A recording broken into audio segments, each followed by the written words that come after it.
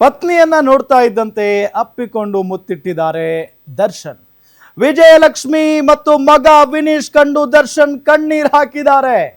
ಅರ್ಧ ಗಂಟೆಗಳ ಕಾಲ ಕುಟುಂಬದ ಜೊತೆಗೆ ಸಮಯ ಕಳೆದಿದ್ದಾರೆ ದರ್ಶನ್. ಜೈಲಿನಲ್ಲಿ ದರ್ಶನ್ ಭೇಟಿ ಮಾಡಿ ಹೊರಟಿದ್ದಾರೆ ಪತ್ನಿ ವಿಜಯಲಕ್ಷ್ಮಿ ಅವರು. ವಿಜಯಲಕ್ಷ್ಮಿ ಮತ್ತು ಅವರ ಮಗನನ್ನ ನೋಡಿದ ತಕ್ಷಣ ದರ್ಶನ್ ಅವರು ಕಣ್ಣೀರ್ ಹಾಕ್ಬಿಟ್ಟಿದ್ದಾರೆ. ಜೈಲಿನಲ್ಲಿ ಅರ್ಧ ಗಂಟೆಗಳ ಕಾಲ ಚರ್ಚೆ ಮಾಡಿದ್ದಾರೆ. 23ನೇ ಮದುವೆ ವಾರ್ಷಿಕೋತ್ಸವಕ್ಕೆ ವಿಶೇಷವಾಗಿ ಭೇಟಿ ನೀಡಿದ್ರು ವಿಜಯಲಕ್ಷ್ಮಿ. ದರ್ಶನ್ಗೆ ಧೈರ್ಯ ಹೇಳಿ ಹೊರ ಬಂದಿದ್ದಾರೆ ಮಡದಿ ವಿಜಯಲಕ್ಷ್ಮಿ ಅವರು.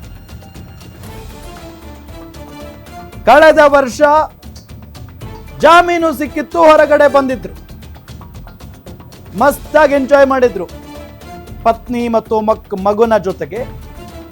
ಸೊ ಆ ಸಂದರ್ಭದಲ್ಲಿ ಹಾಡು ಹಾಡಿ ಡ್ಯಾನ್ಸ್ ಮಾಡಿ ಎಲ್ಲ ಎಂಜಾಯ್ ಮಾಡಿದ್ರು. ಬಟ್ ಈ ಬಾರಿ ಆ ರೀತಿಯಾದಂಥ ವಾತಾವರಣ ಇಲ್ಲ, ಒಳಗಡೆನೆ ಇದ್ದಾರೆ ದರ್ಶನ್ ಅವರು.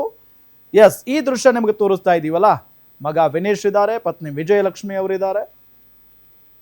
ಸೊ ಹೋಗಿ ಭೇಟಿ ಮಾಡಿ ಮಾತಾಡ್ಕೊಂಡು ಬಂದಿದ್ದಾರೆ, ಧೈರ್ಯ ಹೇಳಿ ಬಂದಿದ್ದಾರೆ. ಜೊತೆಗೆ ಒಳಗಡೆ ಹೋದ ತಕ್ಷಣ ದರ್ಶನ್ ಅವರು ಭಾವುಕರಾಗಿದ್ರಂತೆ ಹೆಂಡತಿ ಮತ್ತು ಮಗನನ್ನ ನೋಡಿ. ಸಹಜ, ಎಲ್ಲರನ್ನ ಬಿಟ್ಟು ಒಳಗಡೆ ಇದ್ದಾರೆ. ಆ ಸಂದರ್ಭದಲ್ಲಿ ಹೇಳ್ಕೊಳ್ಳೋರು ಯಾರೂ ಇರಲ್ಲ, ಪ್ರಾಬ್ಲಮ್ ಆಗ್ತಾ ಇರುತ್ತೆ. ರಾಜನ ಥರ ಮೆರೆದಂಥ ವ್ಯಕ್ತಿ ಇವತ್ತು ಜೈಲು ಒಳಗಡೆ ಇರುವಂಥ ಪರಿಸ್ಥಿತಿ. ಸೊ ಆ್ಯನಿವರ್ಸರಿ ಬೇರೆ, ಸೊ ಹಾಗಾಗಿ ಹೋಗಿ ಭೇಟಿ ಮಾಡಿ ಬಂದಿದ್ದಾರೆ ಮಗ ಮತ್ತು ಪತ್ನಿ. ಸೊ ಅವರನ್ನು ನೋಡಿದ ತಕ್ಷಣವೇ ಕಣ್ಣೀರು ಹಾಕಿದಾರಂತೆ ದರ್ಶನ್. ಅರ್ಧ ಗಂಟೆಗಳ ಕಾಲ ಕುಟುಂಬದ ಜೊತೆಗೆ ಸಮಯ ಕಳೆದಿದ್ದಾರೆ. ಅರ್ಧ ಗಂಟೆ ಮಾತ್ರ ಸಮಯ ಅವಕಾಶ ಇತ್ತು ಅವರಿಗೆ.